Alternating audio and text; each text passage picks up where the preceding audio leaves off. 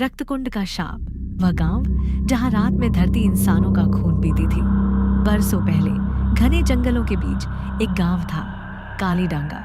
लोग कहते थे कि गांव के नीचे एक प्राचीन कुआं दबा हुआ है, रक्तकुंड। एक ऐसा कुआं जो सोना देता था, लेकिन बदले में इंसानी खून मांगता था। जिसने भी उसके नियम तोड़े, वह कभी सूरज नहीं देख पाया।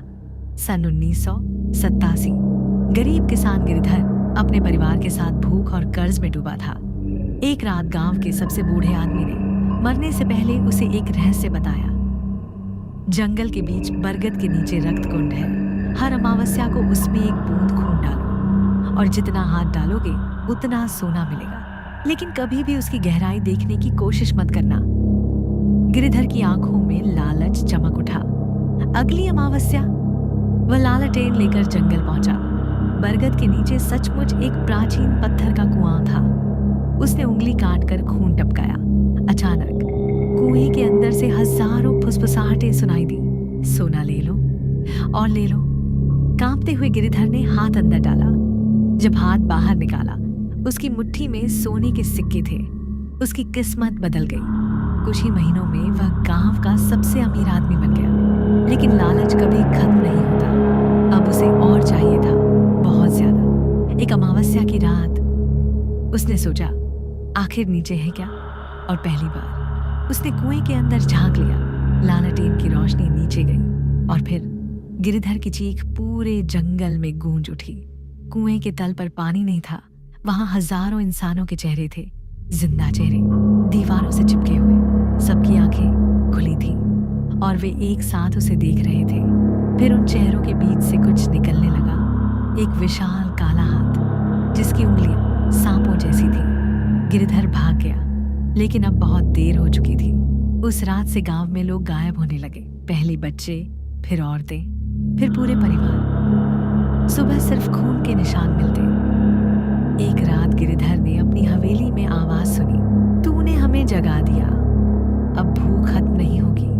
कमरे के अंधेरे कोने में वही हजारों चेहरे दिखाई दिए। धीरे धीरे वे दीवारों से बाहर निकल रहे थे, जैसे गीली मिट्टी से बने हों। अगले दिन पूरे गांव ने देखा, धरती जगह जगह सांस ले रही थी। हाँ, सांस। मिट्टी फूल रही थी और सिकुड़ रही थी, मानो नीचे कोई विशाल जीव सो रहा हो। फिर आई अंतिम अमावस्या। आसमान लाल था, जंगल से जानवर भाग रहे थे और रक्तकुंड के नीचे की धरती फटने लगी। दरारों से हजारों हाथ बाहर निकले। उन्होंने लोगों को पकड़ना शुरू कर दिया। जो छू जाता वह मिट्टी के अंदर खिंच जाता। उसकी चीख भी बाहर नहीं आती।